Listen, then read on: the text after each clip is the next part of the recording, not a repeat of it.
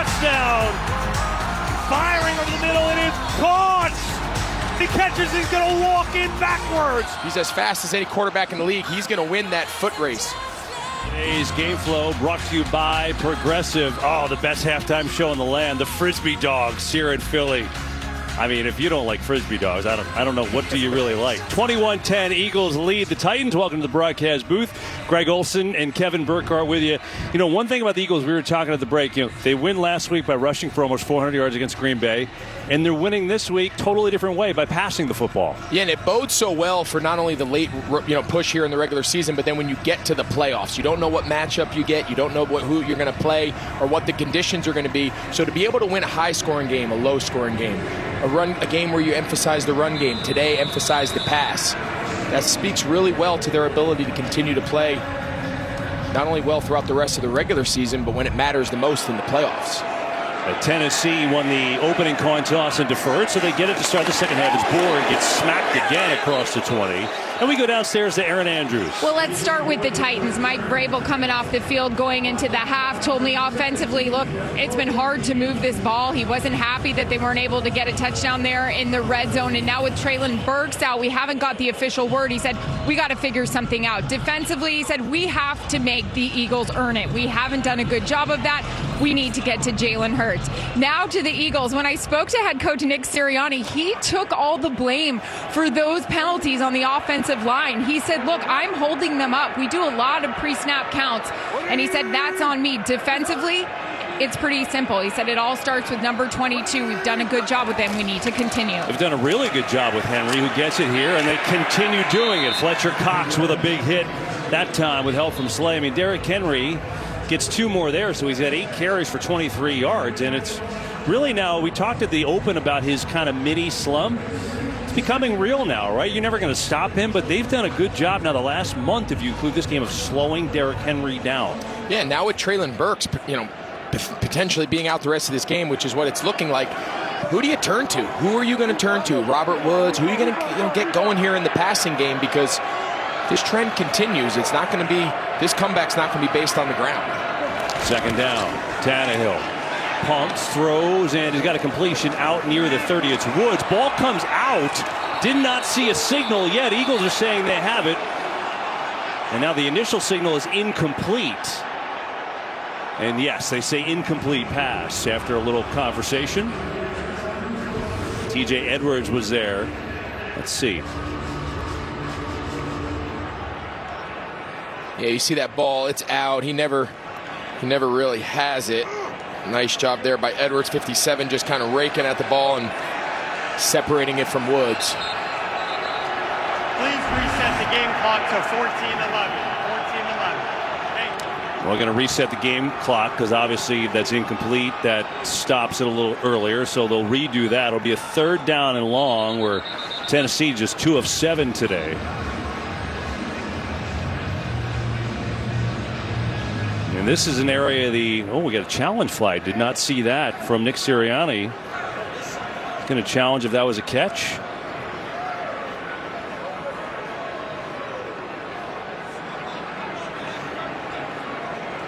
Philadelphia is challenging the ruling on the field of an incomplete pass. Timeout. Well, Eagles will challenge. They're going to take a shot and see if this was a catch and a fumble. Take a timeout while they give it a look. Back to Philly after this.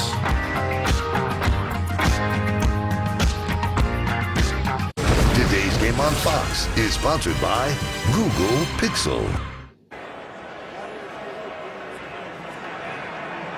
After review, the ruling on the field stands as an incomplete pass.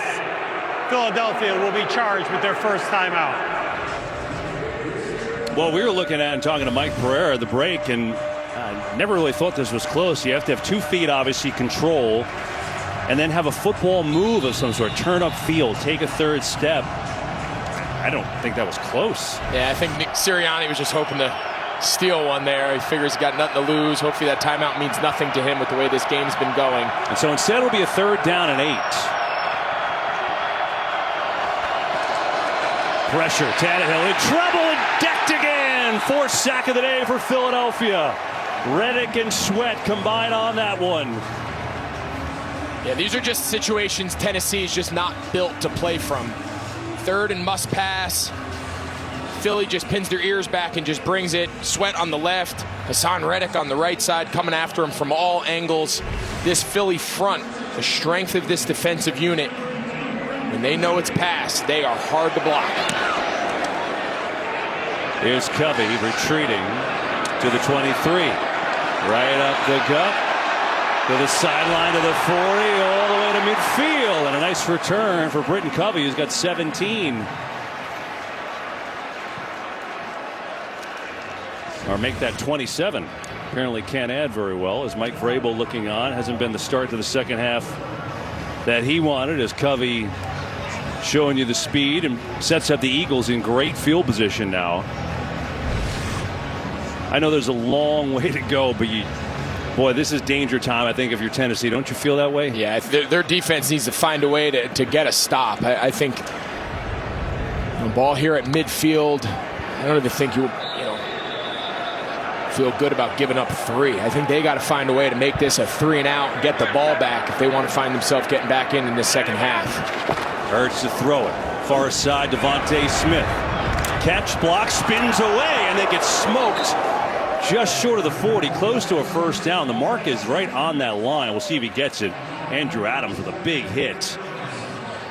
And it looks like he's going to be a little bit short of a first down.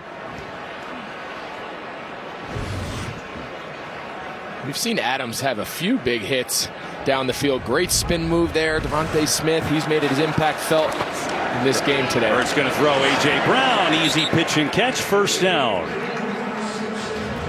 Tomorrow, knockout rounds at the 2022 FIFA World Cup. It's Japan taking on Croatia, and then Brazil squares off against South Korea. Coverage begins 9 a.m. Eastern, only on Fox and the Fox Sports app.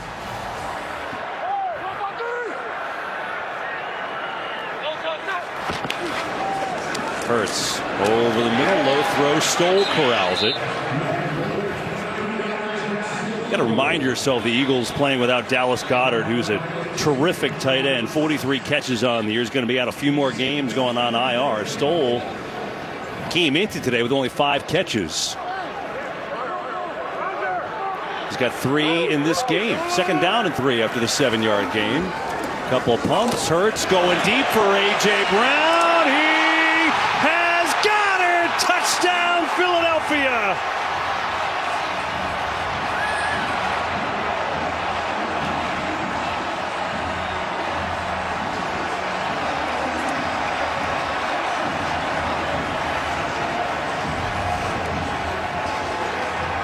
This is actually pretty good coverage, but A.J. Brown is just having his absolute way with this Tennessee Titans secondary. Avery's right in his hip pocket, got his arms wrapped around him. It doesn't matter. A.J. Brown's had this game circled. Former team coming into his place. He's been unstoppable.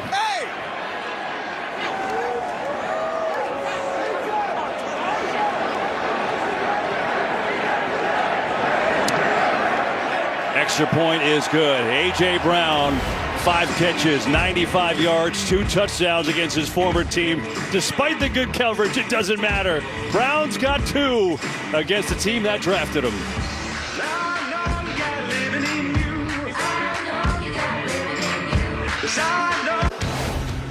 A.J. Brown said this, as I feel like regardless of how the trade and everything goes down, I feel like I've won. And he did say because he's taking care of his family, he has with the trade and the big contract, and his Eagles are winning today against his former team, the team that drafted him, and he's a big reason why. 5 catches, 95 yards. He's got a touchdown of 41 yards and a touchdown of 29 yards, and they've both been completely different as Board on the return up across the 20. Think about his first touchdown, and that brings us to today's next-gen stats powered by AWS. It was the most wide-open touchdown in the NFL since 2017. 15.6 yards of separation on a 25-yard-plus score. That's because he trucked Christian Fulton. And this last time, there's actually great coverage by Avery, but Brown is just such a beast going after the ball. It didn't matter. Yeah, and oftentimes, when you have a player like Brown, sometimes it just doesn't matter. Whatever you do, guys like him are just so uniquely talented. They just find ways to make plays even when there's not a play to be made. Fake to Henry. Tana looks to throw. Okonkwo makes the grab. Let's see where they mark him. Close to a first down. And it looks like he has it. They'll move the chains. You've got to imagine throughout here, these next couple possessions for Tennessee, as we see, they've got to develop some tempo. They've got to get as many possessions as possible in this second half. They have no time to huddle. Henry going to stay with him up the middle. He's got nothing. He has had nowhere to go for the last month. And today the Eagles done a really nice job on him. Dominican Sue was there first, had some help as well.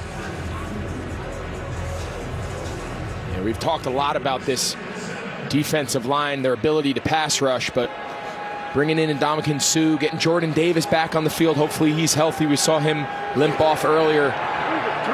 Stout against the run as well. Tannehill pressured, in trouble, and he's sacked again. Number 5 on the day for Philadelphia, and it's Brandon Graham. Well, right on cue. Dominican Sue, he's in the backfield. He flushes him right into the arms of Brandon Graham. Take a look here at Sue. He just beats the down block. Tannehill's trying to escape, runs right into him. Tannehill was a little slow getting up. See him limping now, getting into the huddle. You mentioned earlier, KB's only a few weeks out from that high ankle sprain. He's still trying to get back to 100%. They're not going to get this playoff unless they really hurry. Play clock winding down to 3. They do get it off. Just going to draw to Hilliard. And that is not going to be anywhere close to a first down. Here comes the punt team. Now you hope that Tannehill's okay with that ankle that you talked about. But Tennessee's got to have him healthy for the stretch run. Yeah, you wonder if Vrabel and him are having a conversation. I think there's a chance they let Tannehill just sit the rest of this one out, the way this is going. I mean, that last call on 3rd and long, just running inside zone, to just chalk it up, I don't know. Be curious to see who comes out at quarterback the next drive. Here's Covey from the 11. Up across the 25. Covey's had some big returns and out near the 40. After a 27-yard return last time, a 28-yard return this time. Eagles football, and they're up 18.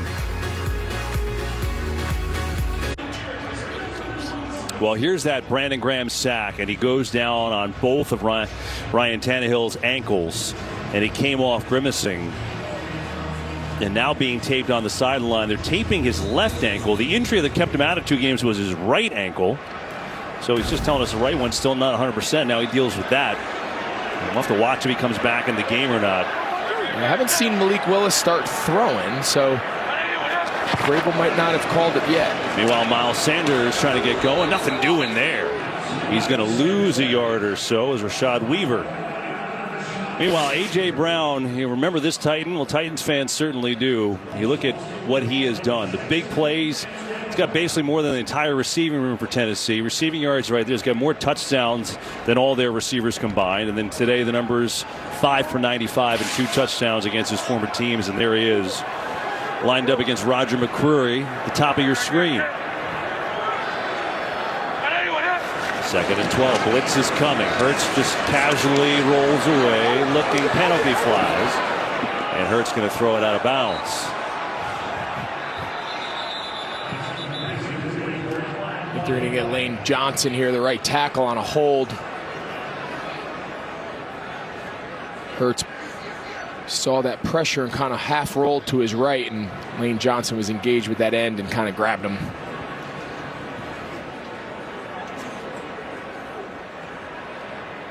Holding offense, number 65. That penalty is declined. 3rd down. You called it. It's on Lane Johnson. Yeah, one of the challenges, and we went through this back with Cam, they're so dynamic with their legs, and they're so good at getting out of trouble.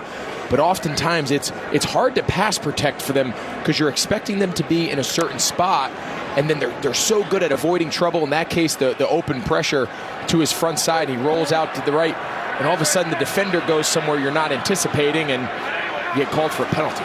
3rd and long. Hurts lofting one deep. Devontae Smith can't make the play. Turned around and nearly made a spectacular grab. Trey Avery, again, the rookie with pretty good coverage. Yeah, it was really good coverage by Avery. Again, soft coverage on Devontae Smith, but he's stride for stride. And it was that left arm. Avery did a nice job. Watch that left arm. Does a nice job breaking that up. That was a great ball by Jalen Hurts, giving Smith a chance to turn to the sideline, and Avery does a nice job getting that left arm in there. Now Siposs to punt it away. Here is Poole.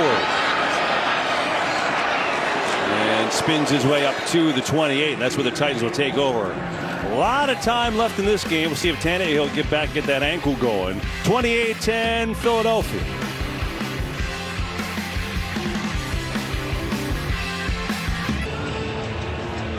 Welcome back to Lincoln Financial Field. We wondered as we saw Titans quarterback Ryan Tannehill get that left ankle taped up if he would actually come back onto the field. His offensive line wondered the same thing. He walked over and he said, guys, I'm good. I'm back. And we see him out there, Kev. He's tough, no doubt. You saw the shots as we went to break. Malik Willis was warming. Of course, he started 2 games when Tannehill was out.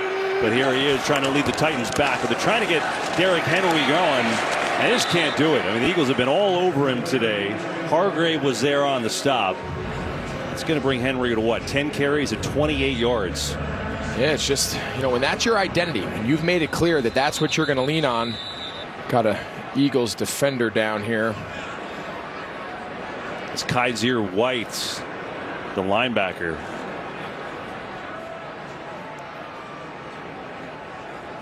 And by the way, we were told from Aaron that Traylon Burks has been ruled out. Made that touchdown catch early in the game and was in the concussion protocol, has not returned since. It won't today.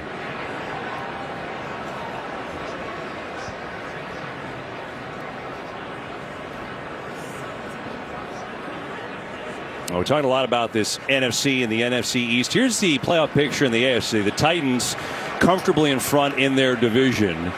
And the Chiefs play the Bengals a little bit later today. That's a big game. The Ravens are losing today to Denver. Lamar Jackson got hurt in that game. That's something to keep an eye on. The Jets were down big. They just scored. It's now 20-12 against Minnesota on the road. That would be a monster win for them.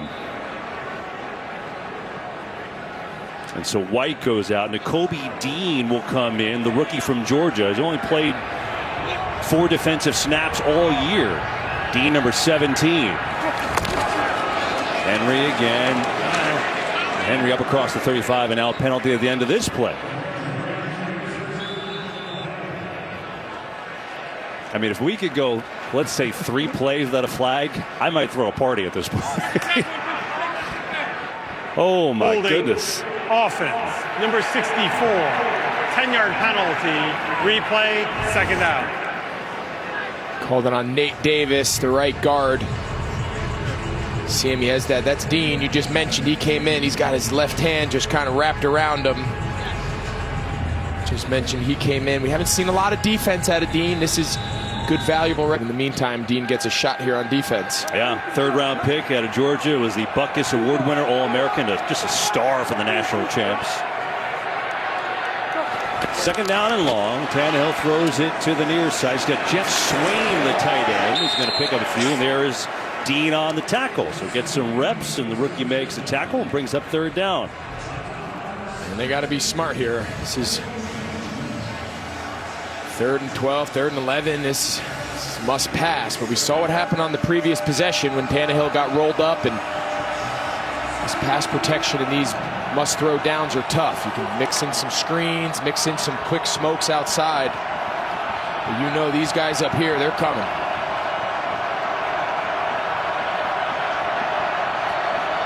Third and 11. 4-man rush. Pressure comes, and they got to him again. Another sack by the Eagles. It's Reddick and Sweat who combined earlier. And this pass rush just eating up this Titans offensive line. Yeah, and they just got to help them out. You're not going to be able to block. You see, got them there on both sides, the bookends, Reddick and Sweat. Just both win. One wins on an inside move. Reddick just runs along the outside. You see Sweat there with the jump inside, and they just have no answers for this pass rush. And we've said it time and time again throughout the course of the game. You can't play into the hands of the opponent. they rush the passer as well as anyone in the league. You have to protect your quarterback.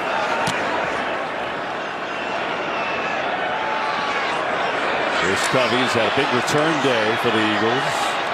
And not much there, covered well by Tennessee and Joe Jones. Well, you know, if you guys just keep on winning, you're going to win the national title in your son Tate's Pop Warner team. It's unbelievable. You won again. We did win again. We drove down on Friday to Orlando, staying right outside of Universal. We played round one. We played a team from California. We got to play in Camping World Stadium years back.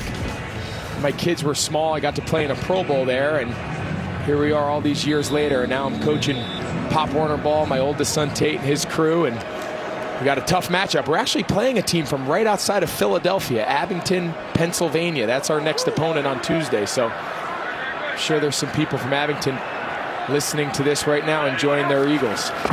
Here is Jalen Hurts, a lot of time. Looking, coming to A.J. Brown, who makes the catch up to the 39. Well, I might as well share this with the audience. Before the game, we're walking the sidelines, we do, talking to some of the coaches and players, and there was a youth football team here, and they were loving to be on the field. So you go over and say hello, very, very kind, and ask where they're from, and like, hey, do you guys know anything about this Abington youth team? You're trying to get a scouting report on from these kids. Yeah, you never know. You might get that little nugget on the sideline where it changes your game plan for Tuesday. So, you know, maybe one of the coaches, one of the players said something, hey, watch out for number 2, watch out for their quarterback. I don't know. Take whatever we can get. You were doing a great thing and taking pictures. I say, hey, before I go, can you send me the tape of Abington?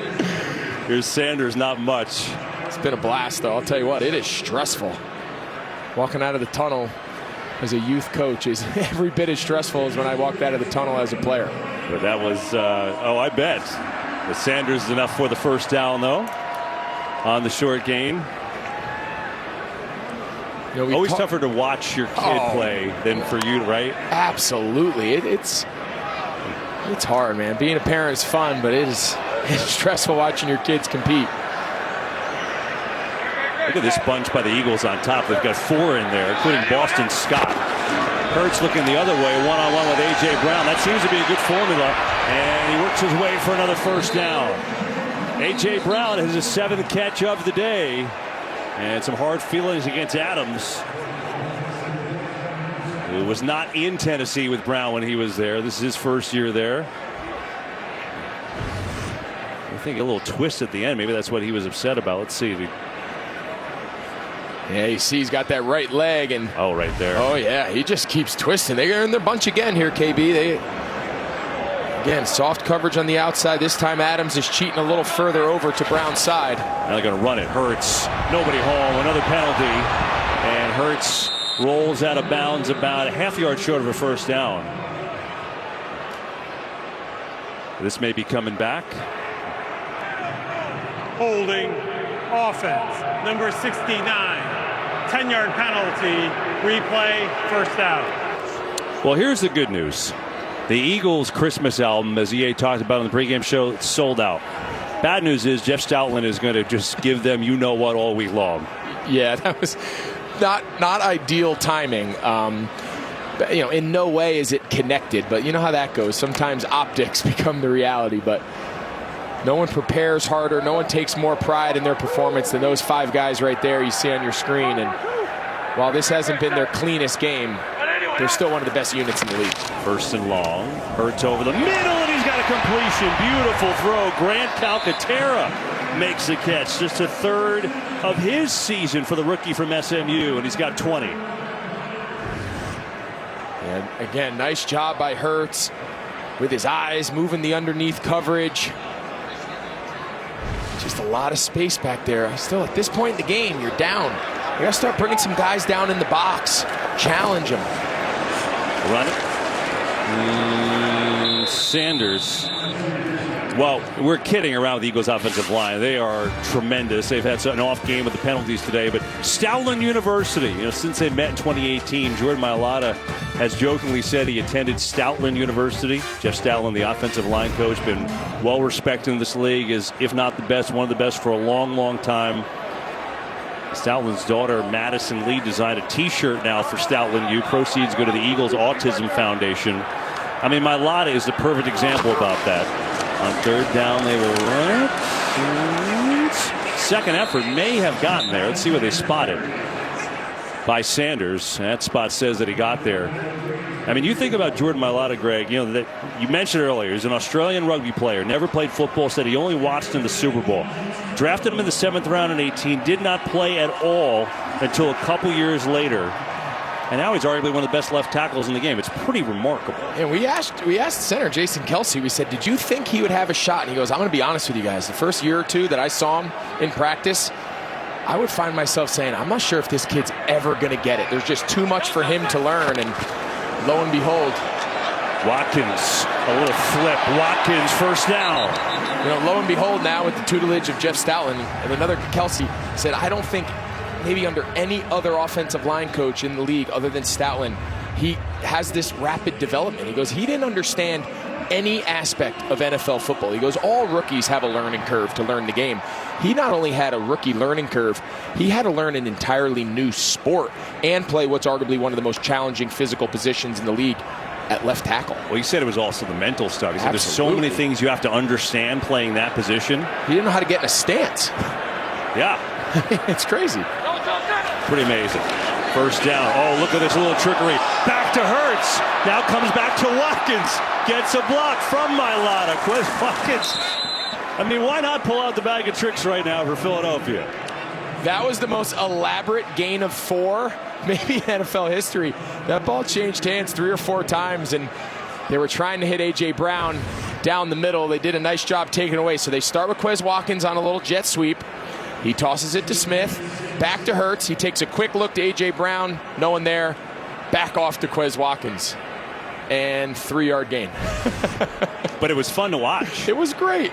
Yeah, Ola Daney, I think, made that play happen a little quicker than the Eagles wanted. Second down and 6. Hurts. And it's caught just before the first A.J. Brown again, who is triple tackled. I see there's some talk going on with Adams, who had that tackle that Brown didn't enjoy. So it'll be a third down and short. A.J. Brown now has 8 catches for 119 yards. Jalen Hurts up to 375 passing and 3 touchdowns. It's a week after he ran for 157. Boy, is that impressive. 3rd and 1. Quarterback sneak. They do it better than anyone.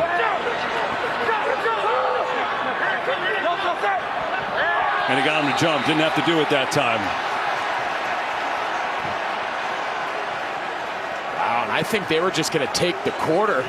They were not even going to try to snap that ball. They were just going to let the clock run out and expire. Tell you what, he could just take the ball and run out here. There's no one out here. But nonetheless, I think they got him to jump. False start. Offense, number 1, 5-yard penalty, still 3rd down. That is the 9th penalty on the Eagles' offensive line today. Nick Sirianni's expression tells you it all. They get the Kelsey flinch there. Well, they called it on Jalen Hurts. All right. Well, end of the 3rd quarter. 28-10 Eagles.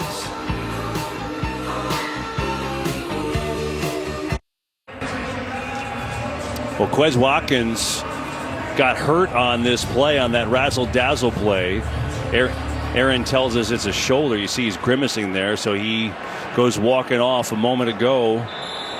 And there he goes. He gets checked out. Eagles' 3rd wide receiver. 3rd down and 6 here after that penalty. Hurts back to throw, lofting over the middle, and has a completion that's going to be maybe a hair short. It's Zach Pascal's got his first catch of the day, playing for Watkins, and you see it. It'll be 4th down and a short yard. And Nick Sirianni has 0 thought about kicking this field goal. They're going to put this game away. Now they get into the quarterback sneak. They're going to do it, and they're going to get it. I mean, they do it and get it almost every time. I know they got denied twice against Green Bay, but no one in the league better than the Eagles at that. And Jalen Hurts, what he has done has been beyond impressive. Told you about his week last week. How about the first player in team history with 350-plus pass yards, 3 TD passes, and 1 rushing TD. That's what he's got today. Opened the show talking about him potentially being the MVP. I'm guessing he hasn't changed your mind on that. No, I mean, again, it's hard to ever bet against Patrick Mahomes. We all know that he's been one of the best players in the league, regardless of position now for a long time. But what Jalen Hurts is doing, both on the ground as a runner and as a passer, is pretty remarkable. Here's Sanders. Quiet day for Miles Sanders. They've gone through the air. He's inside the 10, gets down to the 8. You know, and I think sometimes, you know, I think it actually plays to Jalen Hurts' favor, right, in the MVP race, where I think everyone almost becomes spoiled to Patrick Mahomes. We've seen it now multiple years out of him, and, you know, he's gotten his due. I think sometimes for a young player like Jalen Hurts to really pop onto the scene this year and only his second year as a starter, if this continues throughout the rest of the regular season, and it bodes well in the playoffs, I think he's right there with Mahomes. Hurts. Sanders. Not much. I mean, you just think about the Eagles. Beginning of this year, the feeling was, well, Eagles have all these high draft picks. They've got other teams' first-round picks. See what happens with Hurts, but maybe they can go get their franchise quarterback. They have him. He's right here. He might win the MVP. Now they've got all these picks. They might have a top 5 pick because they have New Orleans' pick, and they've got their quarterback of the future. Yeah, they're set up to not only be good now, but they're set up to be good for the foreseeable future. They've got dynamic weapons on the outside. They have an unbelievable offensive line. They've got their young quarterback on a rookie contract who's not making a ton of money for at least a few more years. You mentioned the draft picks. They've got a chance to build this thing pretty special. 3rd and 4. It's Hurts. Rolling, looking. He's just going to throw it away at that point. Calcaterra was the nearest receiver. Be 4th down, and now they'll send out the field goal unit.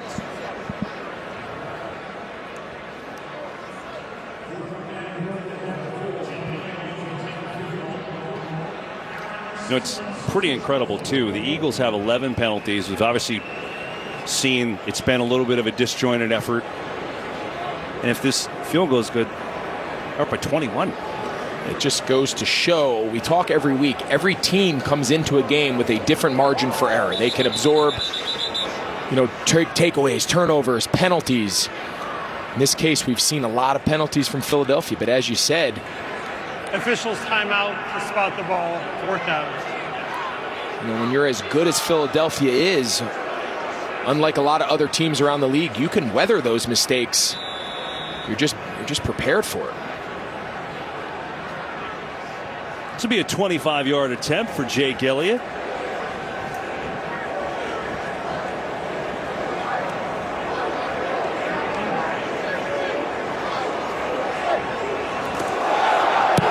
And it's up and good. And we have a penalty flag. And if that's offsides, which the Eagles are saying, it's a 1st down.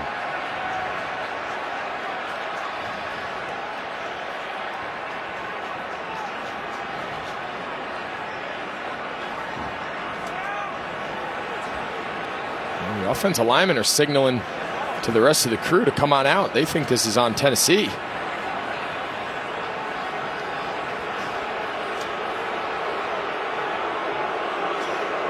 Mike Pereira tells us he thinks could be a neutral zone infraction. I think let's just make the call.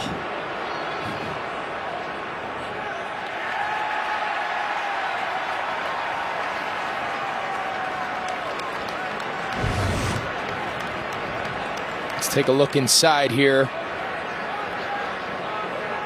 Oh yeah, for sure, absolutely. Jeffrey Simmons in the neutral zone.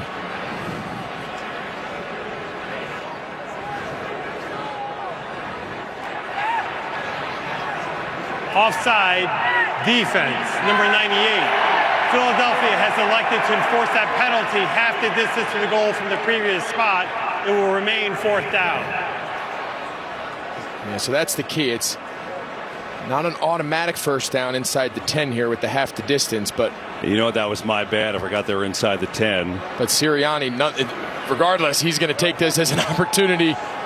Do we see another sneak? I mean, look. What do you think?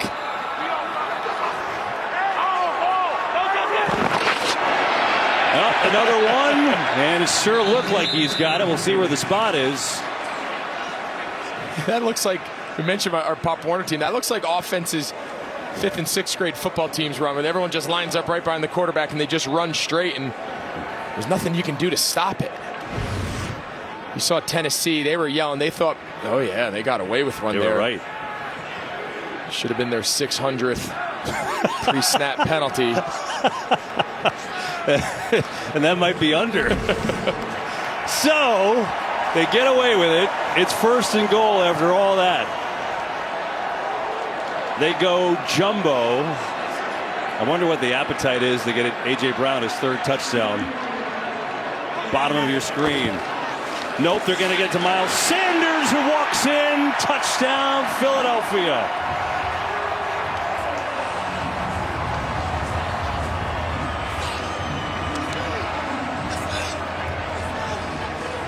Well, we've had our fun with the offensive line. We know they've had a couple penalties. If you want to see a real block, watch this block by Jason Kelsey, the center. Watch what they do to the nose guard. They take him. They call that score with your man. They teach offensive linemen, hey, you take your defender into the end zone and score with him. We're going to score in the goal line, and wow. That's pretty big time there. When everybody in the stadium knows you're going to run it, you can get movement like that inside. A 16-play drive took up 9 minutes and 51 seconds. Last week, the Eagles had 500 yards of offense, mostly on the ground. This week, 428, mostly in the air. Man, they are good. Looking to up their record to 11-1. Nick Sirianni feeling strong about the Eagles. For the Titans, it has not been their day. 35-10, Philadelphia.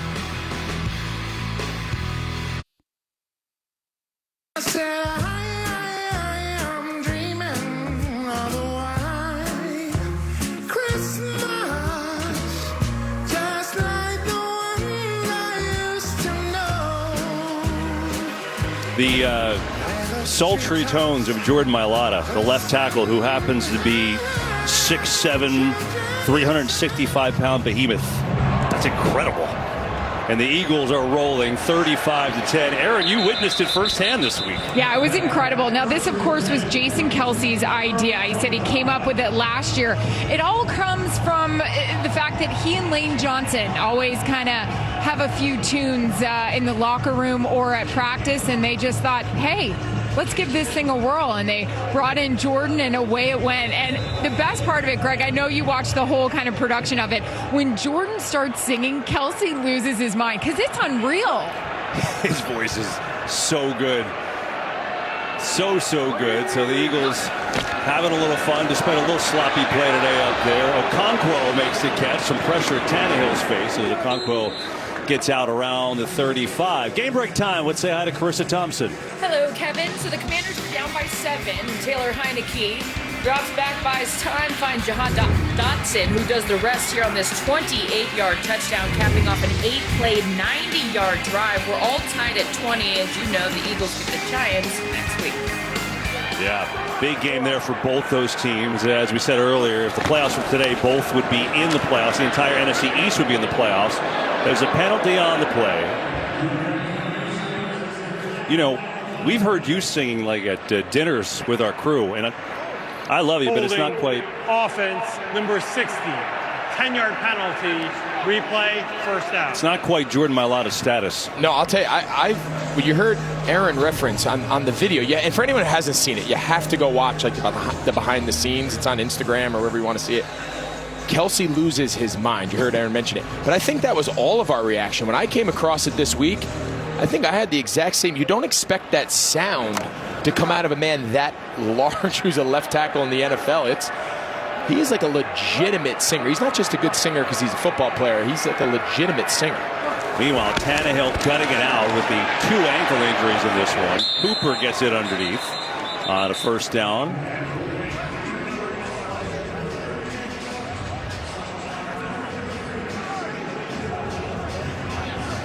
Mentioned Tannehill. I give him a lot of credit. You know, this game appears all but over a while back, and he's still out here with 2 bad ankles battling. Okonkwo again on the catch. Rookie is so impressive. town. You see Tannehill's limping. Pretty impressive that he's still in the game, honestly, at this score. Had that left ankle taped up. The right ankle's been hurt. He's been playing through it. Okonkwo, 4 catches, 68 yards now. More pressure. Tannehill rolling for his life and throws it incomplete for Henry. Yeah, he just at some point, Mike Vrabel, we give a lot of credit to Tannehill. He's battling. He doesn't want to give up on his guys, but at some point, you almost have to protect a player from themselves. He can't move. You can tell he's got a noticeable limp.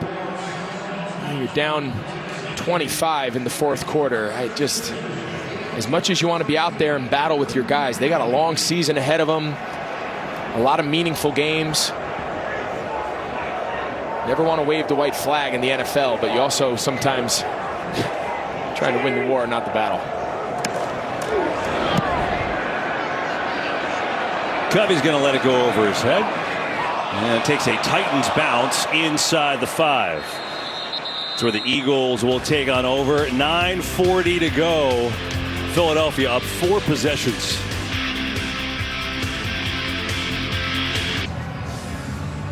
Welcome back to Lincoln Financial Field here in Philadelphia. The 10-1 Eagles are going to be 11-1, best record in the NFL, and the first team since the '87 Raiders to pass for 350 yards or more 1 week after running for 350 yards or more. How impressive is that?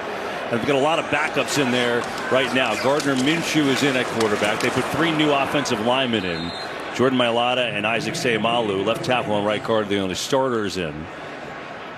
It really goes to your point, though, Greg, about why they're so dangerous, because they could win by running all over you like they did last week, or they could win by throwing the ball all over the yard like they've done here today. Yeah, and it's easier said than done. This is a unique collection of players, starting with Jalen Hurts, A.J. Brown, Devontae Smith, this offensive line. It's not easy to do what they're able to do on a week-in and week-out basis, but that should be the goal of every NFL team. You don't ever want to just say, hey, our identity is this is the one thing we do well, because that can be taken away. That can be stopped.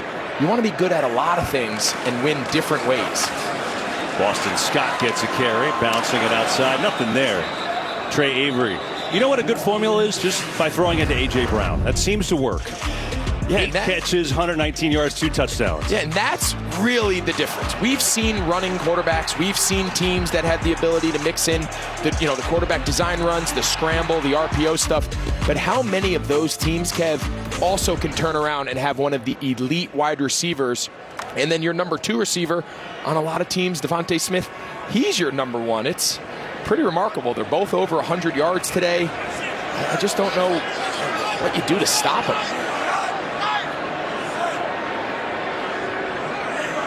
3rd and 10. Minshew has some pressure. He's going to let go of his first pass, and it is dropped. Zach Pascal had his hands on it. Trey Avery knocked it away. I know Avery's gotten beat a couple times, but he's had some good coverages. He's been active. Again, only a rookie and playing a lot today with the injury to Christian Fulton. Yeah, one of the biggest metrics that they want to judge secondary players, especially in man coverages, even if you give up receptions, how many contested catches do you give up? Even the ones he's given up, the long touchdown earlier to A.J. Brown, the coverage was tight. The Titans also playing today without Elijah Molden. Fulton got hurt earlier in the game. And so a punting situation, Siposs from his own end zone will just get it away.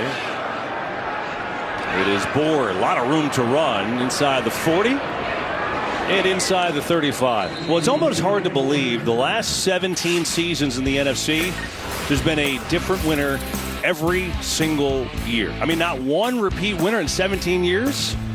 And so we'll see. The Cowboys are obviously in the mix, but if the Eagles are 11-1, they're putting themselves in a good position to make it 18. Yeah, and I think that Christmas Eve matchup between Dallas and Philadelphia out in Texas, I think that's a game that everyone's looking forward to. I know me and you are. That's going to be quite the battle there on Christmas Eve, and could have a lot to say about who ends up being potentially the 1 seed or who finds himself in the wild card picture.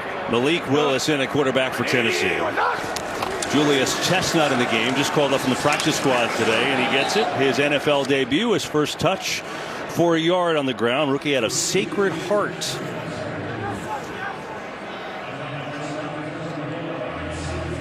Willis made a couple starts when Tannehill was hurt. against Houston and against Kansas City. He had 11 total completions in those games. 1 win, 1 loss. Willis now fires, and it's caught. There's Board on the catch. Yeah, I think it's important to point out, of course, this is kind of end of game scenario. This game's not really in contest at this point, but for Malik Willis, he doesn't get a lot of opportunities. You mentioned he had a few fill-in starts there when Ryan Tannehill was out with that ankle injury, but for him to potentially get 2 or 3 possessions, run the 2-minute drill, just go through the operations of executing this offense, these are valuable reps for a young player, even though the game's most likely out of reach. 3rd down and 3, and a little confusion. Willis breaks a tackle as a first down and inside the 20. Showing you the athleticism there as he got by Josiah Scott. Yeah, he did a nice job in the open field with this stiff arm. You saw him, he kind of ripped the ball out of the back's hand and took Hilliard to the ground. Show you how strong he is. The way they teach these zone reads, KB, is the quarterback tells. I used to hear Cam say it all the time. He'd say, clamp down on it.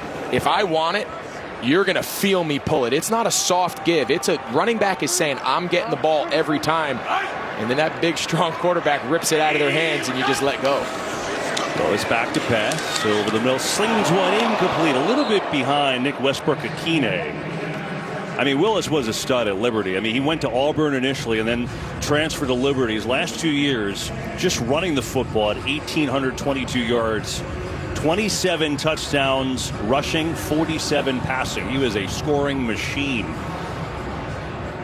If you're Tennessee, you have to feel pretty good. You're able to get him in the draft. A lot of people before the draft were speculating that he was going to be a first-round pick, potential first half of the first round. He falls to Tennessee, and they have now their young, developmental, and as you mentioned, incredibly talented quarterback. Gonna run it here and going backwards that time because McKobe Dean made a great tackle. It's Chestnut. McKobe Dean getting some reps today. And now a lot of the backups in. Titans have a few backups on their offensive line in as well. 5:57 to go.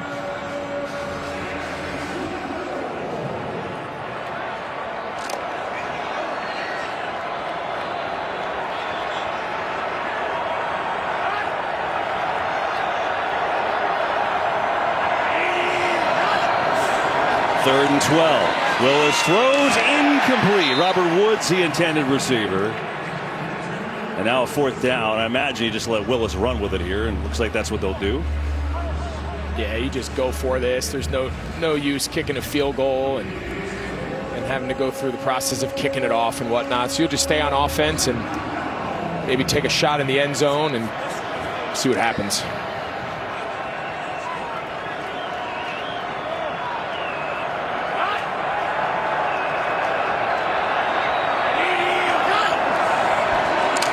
Pressure coming. Willis escapes.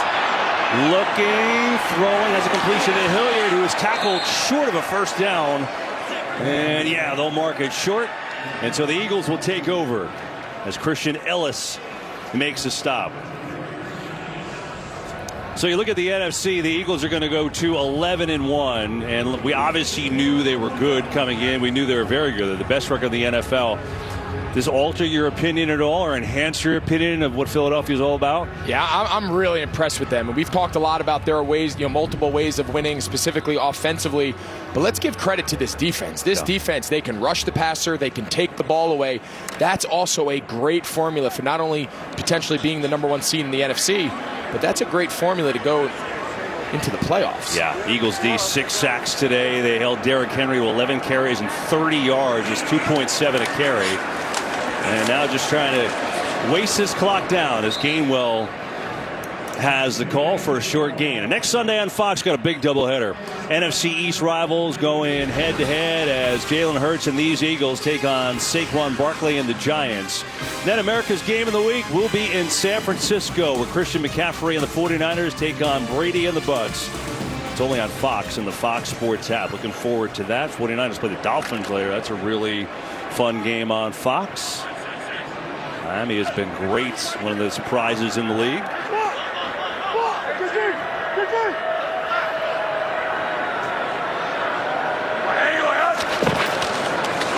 Scott, not much there. we're going to be out in San Francisco for that matchup against Tampa Bay next week. And really, ever since that Christian McCaffrey trade, they're starting to get healthy. That offense is coming to life a little bit. They looked great a few weeks ago down in Mexico City, that Monday night game against Arizona. That's another team. They always find a way to get in. It's not always pretty. They deal with some ups and downs, but they find themselves in the playoffs. That's another NFC team that you could just see making a deep run. The NFC playoffs this year is going to be deep with a lot of teams. You could probably put them all in a hat, and they all have a chance to make it all the way. 3rd down and 9. Minshew back, lets it fly far side of the field, and it's complete for a 1st down at Pascal. Now, if you look at this NFC playoff picture, you talked about the Niners. They're in 1st place in the division now. They've overtaken Seattle, and they beat them earlier this year. The Bucs have struggled coming into this point, 5 and 6, but still in 1st in their division. And then big game, Giants, Commanders. They're tied at 20 right now. Cowboys, obviously, trying to catch up to the Eagles. And then it's, Seattle's been playing well. They lost a couple recently, but still having a good year. Green Bay beat Chicago today. Aaron Rodgers continues to beat the Bears, so they're not mathematically dead yet either.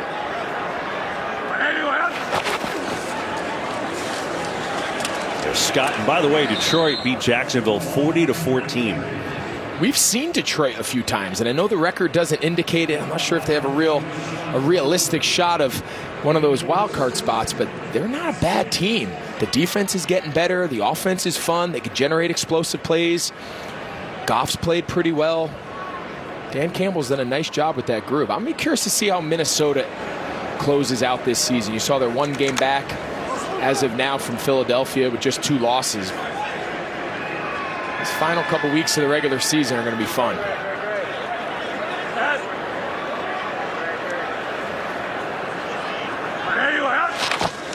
Second down is Scott again.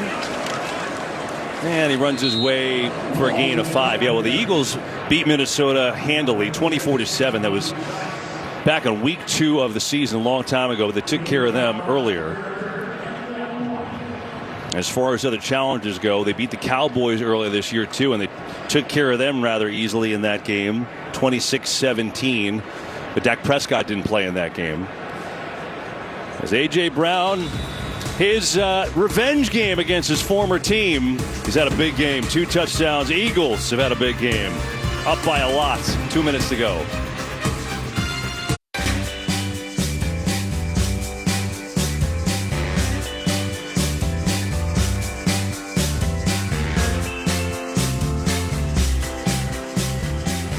Well, it's a feel-good day in South Philly if you're an Eagles fan, because your team's about to be 11-1, best record in the NFL, and really, despite some uneven moments, a ton of penalties, a domination of a very good Titans team. And let's just add another penalty or 2 before we're gone. Why not?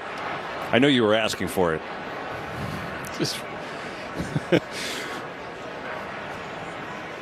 False start, offense, number 69. 5-yard penalty, still 3rd down. And, you can't say enough about Jalen Hurts, but if you look at this powered by AWS Next Gen, just look at his progression from last year to this year. The quarterback rating, 10-yard plus attempts.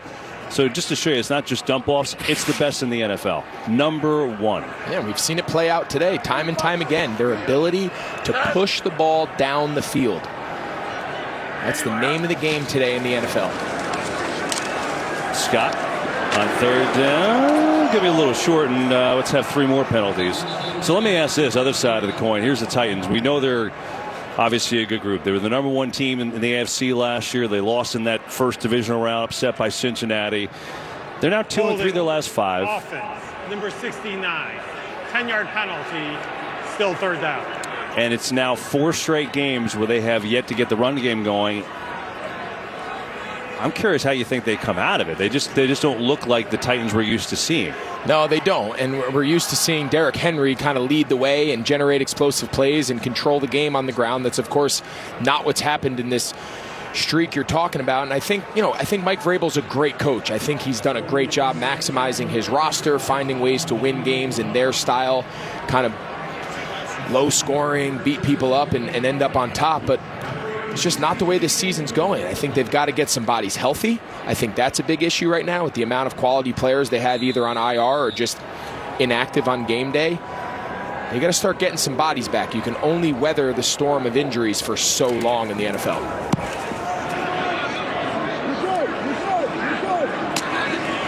Here's C.J. Board, and tripped up right away. So you look at the Eagles' schedule, and we will see them a lot going forward. They take on the Giants, see them for the first time this year. That is next week. Then they're at Chicago.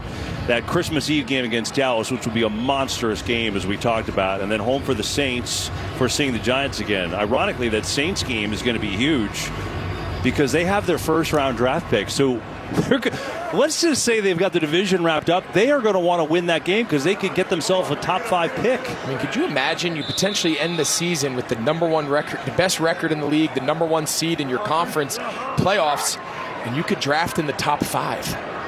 It's real. And your star quarterback's locked up on a rookie contract. Titans will hand it off to Chestnut again. So you look at the Titans about seeing how they can come out of this little mini slump they're in right now, taking on the Jags and then the Chargers followed by the Texans. So it's a favorable next few games for them. Yeah, and that's the big picture if you're a Tennessee fan right now. You know, things look bad. Your offense has struggled today. Your defense has struggled today. You've got a lot of guys injured. But there's a lot of wins, at least on paper. There's a lot of wins in that graphic you just saw. It's going to be enough. They've already got 7 wins. 10 get you in for sure. And the rest of the division is under 500. Let's add that. That certainly helps. Right? There's a big margin for error there. Absolutely. They're going to find a way. They're going to get in the playoffs. It's just a matter of the team that they bring into the playoffs. Is it healthy enough? Is it talented enough, specifically offensively, to make a run? You know, and then the other side, we were joking at the break.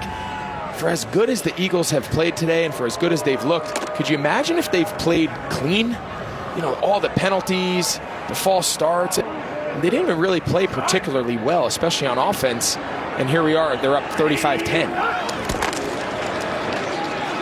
Chestnut going to get it, going to have a first down. Our producer today, Richie Zions, our director, Rich Russo, they are the best.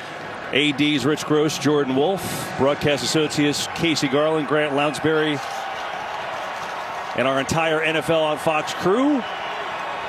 Mitch Smith, Jeff Nelson, Kevin Olson in the booth. That'll do it. The Eagles are 11-1 for the 4th time in their history after a 35-10 demolition of the Titans here in Philadelphia. Hurts was incredible again. 4 total touchdowns. A.J. Brown, 119 yards and 2 touchdowns against his former team. For Aaron Andrews and Greg Olson, I'm Kevin Burkhardt saying thanks so much for watching. The Eagles go to 11-1 with a big victory over the Titans. Coming up next, Kurt and the guys, a State Farm post-game show.